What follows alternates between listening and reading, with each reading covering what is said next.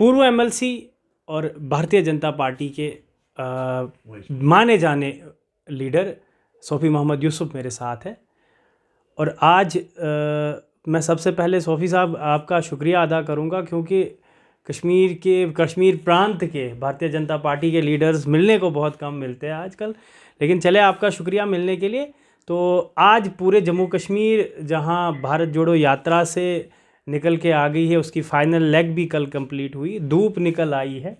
मुझे बताइए, भारतीय जनता पार्टी क्या, जहां कांग्रेस पूरा कश्मीर घूम के आई, काजीगुंड से पैदल चली पूरी वैली तक, कल लाल चौक में झंडा लहराया, शेरी कश्मीर पार्क में कल इतना स्टेडियम में इतना बड़ा जलसा किया, बर्फ़ इतनी ज़्यादा हो रही थी, तो क्या ये कांग्रेस की वापसी, क्या ये कांग्रेस की इलेक्टोरल गेन इसे हम समझेंगे कश्मीर में, या भारतीय जनता पार्टी इसमें भी अपना क्रेडिट ज़रूर कहीं देखती है कि ये तो हमारी करनी है, जिसकी वजह से आज राहुल गांधी जो है बनिहाल टनल से शेरी कश्मीर स्टेडियम तक पहुँचे? क्या कहते हैं आप? देखिए, आज हमारे देशवासी जो हैं 148 करोड़ देशवासी सब जानते हैं किसने क्या किया है। 47 से लेके आज तक किसी भी, अगर आप किसी रेडी वाले से पूछेंगे, एक गरीब से गरीब से पूछेंगे, वो कहेगा जी नहीं, हमें तो इस्तेसाल किया गया था। 14 के बाद हमारे देश का सर ऊंचा हो रहा है, हमारे देशवासियों का सर ऊंचा हो रहा है। भारत में कांग्रेस मुक्त हो चुका है। अब ये फिर इस देश को उसी बर्बियत पे लेना चाहते हैं, उन ताकतों को अपने साथ जोड़ना चाहते हैं जिन ताकतों ने इस देश में बहुत सारी परेशानियां की। उनमें बहुत सारी रीजनल पार्टियां जो है इन्वॉल्व है। अब राहुल गांधी जी की यात्रा, जोड़ो यात्रा जो थी, वो भारत तोड़ो यात्रा थी। वो 47 का हवाला देख के वो कहना, उसने अपने पैगाम में भी कहा लोगों को कि 47 की हालात हम दोबारा बना लेंगे।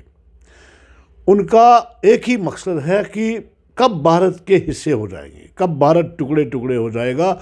जबकि उन्होंने 47 में भी नेहरू गांधी ने पाकिस्तान का एक हिस्सा बना दिया, और ये भी इन्हीं कांग्रेसों की देन है।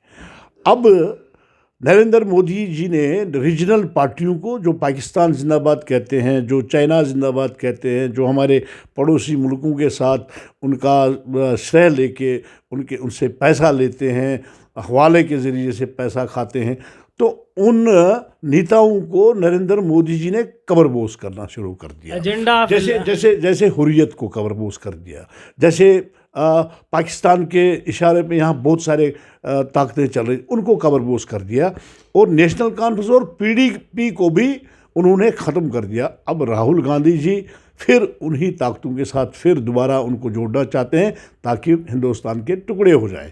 बट मैं आपकी वसादत से कहना चाहूँगा राहुल गांधी को, हमारे देश के प्रधानमंत्री सक्षम नेता है। आप 84 का दंगल याद कर लीजिए, जब आपने 84 में 5000 सिखों का कत्लेआम किया, और हमारे उस वक्त 2 MP हुआ करते थे। आज आप देखिए, हमारे हिंदुस्तान में 20 स्टेटों में हमारी सरकारें हैं, हमारे 350 हमारे MPs हैं। आज जैसी नीति वैसे लोग जानते हैं, इसलिए हमें लोगों ने साथ दे दिया है। 84 के बाद आज तक इतना ताकत भारतीय जनता पार्टी को दे दिया। मैं सोफ़ी साहब, देखिए सोफ़ी साहब, चलो ये तो नेशनल लेवल की बात है। मैं एजेंडा ऑफ अलायंस ख़त्म होने के बाद 2019 में आर्टिकल 370 जो आपने प्रॉमिस किया था वो तोड़ा। आपने कहा कि अब इंटीग्रेट जो है जम्मू कश्मीर पूरी तरह से हुई, लेकिन क्या वो प्रोमिसेस ग्राउंड पे डिलीवर हुए जिनकी बात हुई थी? क्या एम्प्लॉयमेंट मिला यंगस्टर्स को? क्या डेवलपमेंट हुई? क्या उसके बाद जम्मू कश्मीर जो है तरक्की की राह पे गामजन हुआ? ऑल्दो कि ये सारे प्रोमिसेस आपको ग्राउंड पे पता ही है, जितनी रिक्रूटमेंट्स हुई उनमें स्कैम आया, और जितने भी डेवलपमेंट्स है उनका श्रेय तो अभी भी नेशनल कॉन्फ्रेंस, पीडीपी और बाकी ले रहे कि ये तो हमारी करनी, और आज ये इसको इम्प्लीमेंट कर रहे हैं। नहीं, देखिए, मैं कहना चाहूँगा आपको, जब नरेंद्र मोदी जी देश के प्रधानमंत्री बने तो हमारे जम्मू कश्मीर में 14 लाख अनएम्प्लॉय यूथ था, जो पढ़े लिखे थे, जो हाथ फैलाए हुए बैठे थे।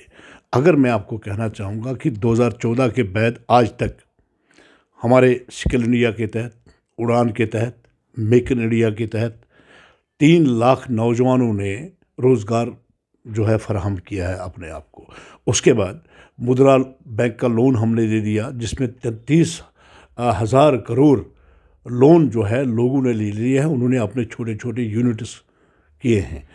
और उसके बाद अगर आप देखेंगे 4 वे, ठीक है, आप कहते हैं जी ये पुराने लोगों का है, बट इम्प्लीमेंटेशन करने की ज़रूरत होती है। अगर नाशरी टनल हमने, नरेंद्र मोदी जी ने उसको इफ्ताह किया, उसने बना दिया, तो पहले कांग्रेस के जो वो नारे होते थे जी हम वो करेंगे, ये करेंगे, इम्प्लीमेंटेशन नहीं करते थे। तो भी साहब आपने स्किल इंडिया की जब बात की ना, हाँ, प्रधानमंत्री कौशल विकास योजना आया, बेशक आया, लेकिन क्या आपको ये पता है कि वो बंद भी हुआ क्योंकि उसमें रिक्रूटमेंट का जो सांचा था वो कहीं था ही नहीं, वो एग्जिस्ट नहीं करता। और इसलिए PMKVY 3.0 लॉन्च होने के बाद ही आया ही नहीं। दूसरा, उड़ान में जितनी भी रिक्रूटमेंट्स हुई उनमें भी स्कैम है, उसका भी केस चल रहा है, क्योंकि बच्चों को बाहर होटल्स में जॉब मिलती थी, 8-10 हज़ार का सैलरी मिलता था, तो बच्चे वो छोड़ के वापस आ गए। वो नहीं, ऐसा नहीं, स्किल इंडिया PMKVY फिर 3.0 तो स्टार्ट ही नहीं हुआ। हाँ, फिर देखिए, मैंने आपको सारी बातें कही कि मैंने आपको कहा कि स्किल इंडिया के तहत भी हमने नौकरियां दे दी थी। और ठीक है, आपने कहा कि 10,000 से लेके 1.5 लाख तक उसकी सैलरी थी। अब जिसकी कैपेबिलिटी कितनी थी उस हिसाब से उसको सैलरी मिल रही थी। उसके बाद आप देख लीजिए 33,000 करोड़ मुद्रा बैंक के तहत हमने लोन दे दिया। आपका जम्मू कश्मीर में ग्रास रूट का कार्य करता हूँ, आप देखिए। लेकिन मुद्रा में तो एक एंटरप्रेन्योर तो खुद भी अप्लाई कर सकता है, उसमें भारतीय जनता पार्टी का श्रेय कहाँ से है? एक एंटरप्रेन्योर के पास अपना एंटरप्राइज है, एक छोटी दुकान है, वो बैंक के पास जा सकता है और लोन ले सकता है 50,000 का। नहीं, लोन तो ले सकता था। आप देख लीजिए, मुद्रा बैंक का जो योजना है ये नरेंद्र मोदी जी ने लॉन्च की, और उसमें आप देखिए, उसमें आपने कोई जो है प्रॉपर्टी प्रूफ नहीं देने हैं, उसमें इंटरेस्ट उतना नहीं है, तो आज उसमें 4% इंटरेस्ट है। तो लोगों ने बहुत सारे यूनिट्स खोले हैं। अभी दूसरा मैं कहूँगा आपको, 76 हज़ार करोड़ रुपया जो है इंडस्ट्रियल सेक्टर के लिए आया, 76 हज़ार, जिसमें हमारे दुबई के भी यहाँ इन्वेस्टर्स आए। और आप देख लीजिए 2023 से 2025 तक 5 लाख यूथ को हम रोज़गार फराहम करेंगे इंडस्ट्रियल सेक्टर में। आप देख लीजिए, यहाँ पे अगर आप यूथ की बात करेंगे, जब 2014 में नरेंद्र मोदी जी प्राइम मिनिस्टर थे, 1,500 रुपया आपका SPO तनख्वाह लेता था, आज 18,000 रुपया तनख्वाह लेता है। आप देख लीजिए कैजुअल लेबरर्स जो है, 61,000 कैजुअल लेबरर्स जो है, जो इन्हीं पार्टियों के गुनाह है, जो इन्होंने कहा था कि भाई डेफू को भाई फलानी आ जाएगा, उसको जो है नौकरी में लगा दो, और उसके बाद उससे वोट लेते थे। वोट बैंक के लिए इन्होंने 1 लाख नौजवानों को परेशान कर दिया। उसमें फिर होली के दिन, ईद के दिन उनको 1,000 रुपये देते थे, जो उनको वेजेस आते थे तो उनमें 1,000 रुपये एक होली के दिन देते थे, ईद के दिन देते थे। आज आप देखिए, भारतीय जनता पार्टी ने 9,000 रुपया उनका पर मंथ किया। लेकिन सोफी साहब आपके लगाए हुए रहबरी खेल तो आपके दफ्तर के बाहर 50 दिनों से बैठे हुए हैं। रहबरी जंगलात भी उन्होंने ज्वाइन किया, NYC वालों ने ज्वाइन किया, और जो 61,000 डेली वेज है ये तो परसों उन्होंने डोगरा चौक बंद किया था। देखिए, हमारे लगाए हुए नहीं है भाई साहब। मैं MLC था, 2015 में मैं MLC बना। अगर आप कहेंगे कि सोफी यूसुफ ने एक व्यक्ति को कैजुअल लेबर लगाया होगा, मैं कैजुअल लेबर सुनिए, मैं उन रहबर खेल, रहबर तालीम, रहबर ज़राअत, जितने भी ये हैं, ये इन लोगों के ही गुनाह है। ये नेशनल कॉन्फ्रेंस, PDP और NC के गुनाह है। रहबरी खेल 2017 में उनकी अपॉइंटमेंट हुई। नहीं, 17 में उनकी नहीं, रहबर खेल पहले से ही था। तो रहबर खेल को थोड़ा उसमें इनक्रेज करने के लिए 2017 में एक योजना बनी थी। अब हम जानते हैं कि वो रोड पे हैं, वो सड़क पे हैं। हम जब दिल्ली गए, हमने वहाँ अमित शाह जी के सामने कहा, हमने कहा ये गुनाह जो है नेशनल कॉन्फ्रेंस PDP के है, कांग्रेस के हैं, बट हमारे नौजवान इसमें फंस रहे हैं, वो बेचारे परेशान हो रहे हैं, उनके लिए आपको कुछ करना चाहिए। जिस तरह आपने कैजुअल लेबर्स 61,000 का किया है, 9,000 रुपया उनका सैलरी मिल रही है, इसी तरह NYCs की आपने बात की, मैंने NYCs की फ़ाइल पहुंचाई गवर्नर साहब की तक। मैंने गुनाह ये पीडीपी, कांग्रेस और नेशनल कॉन्फ्रेंस के है, बट इजाला भारतीय जनता पार्टी करेगी। मैं उनको आपके माध्यम से यकीन देना दे दूंगा कि हमने बात रखी है। आइंदा आने वाले दिनों में आपके लिए एक बहुत सोफी साहब, आप अनंतनाग से, मुझे क्या कहते हैं उसको, मैं आपको बहुत अच्छे से ग्राउंड पे देखता हूँ। कल अनंतनाग में कुछ अपोजिशन पार्टीज़ के वरिष्ठ नेताओं के प्रॉपर्टीज़ पे पंजा चला, तो क्या अनंतनाग में जो बाकी अन्य लीडर्स है डिफरेंट पॉलिटिकल दलों से, चाहे वो कोई भी दल हो, नाम लेने की ज़रूरत आपको भी पता है नहीं है, क्या हम उन पार्टीज़ के जो लीडर्स है, क्या उन घरों पे भी जिन्होंने हज़ारों कनाल ज़मीन जो है कब्ज़े में ले रखा, हज़ार नहीं तो 100 कनाल कब्ज़े में लिए हैं, क्या उनके खिलाफ भी एक्शन होगा? क्या उनके घर भी नोटिस पहुंचेगी? देखिए, किसी को बख्शा नहीं जाएगा अगर उसमें कोई भी इन्वॉल्व हो, क्योंकि ये सरकारी ज़मीन है, ये स्टेट लैंड है, ये लोगों की ज़मीन है, ये अवाम के वक्फ के लिए है। अवाम में इसमें बहुत सारे दफ्तर अगर बनेंगे, अवाम के चुराए जो है वो उसमें मैं कहना चाहूँगा आपकी वसादत से, जिसने खाई है उससे वापस ली जाएगी, चाहे वो कोई भी नेता हो, बीजेपी का हो, एनसी का हो, कांग्रेस का हो। अब आपको मैं एक बात कहना चाहूँगा, मैं भी भारतीय जनता पार्टी का एक कार्यकर्ता हूँ। मैं 25 it was 96 when I started BJP in Kashmir, and आप जानते ही हैं कि दैट वाज पीक। और उस वक्त से ही आज तक मैं जुड़ा हूँ। मैंने कहीं 4 लाख 5 लाख लैंड जो है हड़प नहीं की है।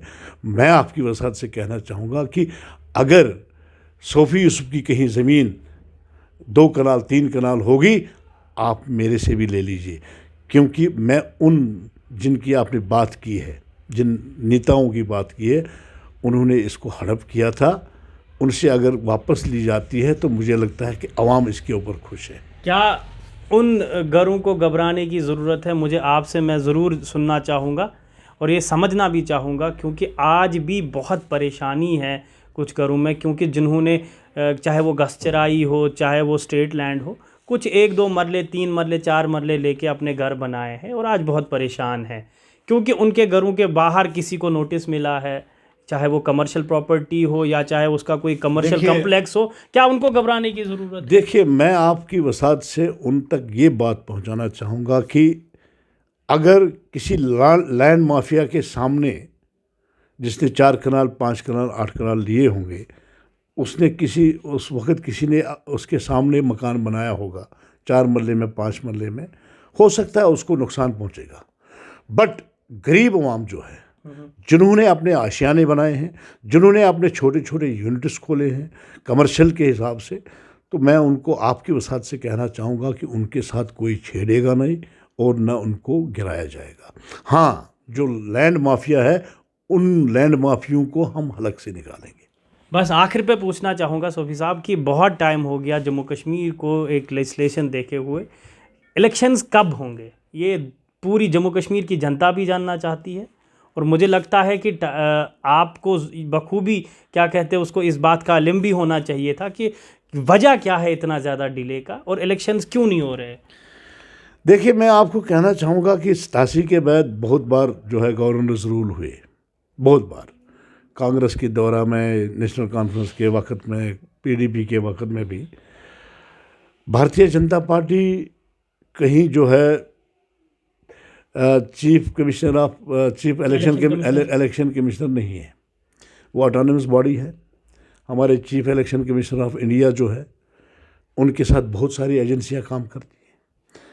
वो एजेंसियों की रिपोर्ट पे जो है कहीं इलेक्शन करते हैं या नहीं करते, वो उन पे डिपेंड है।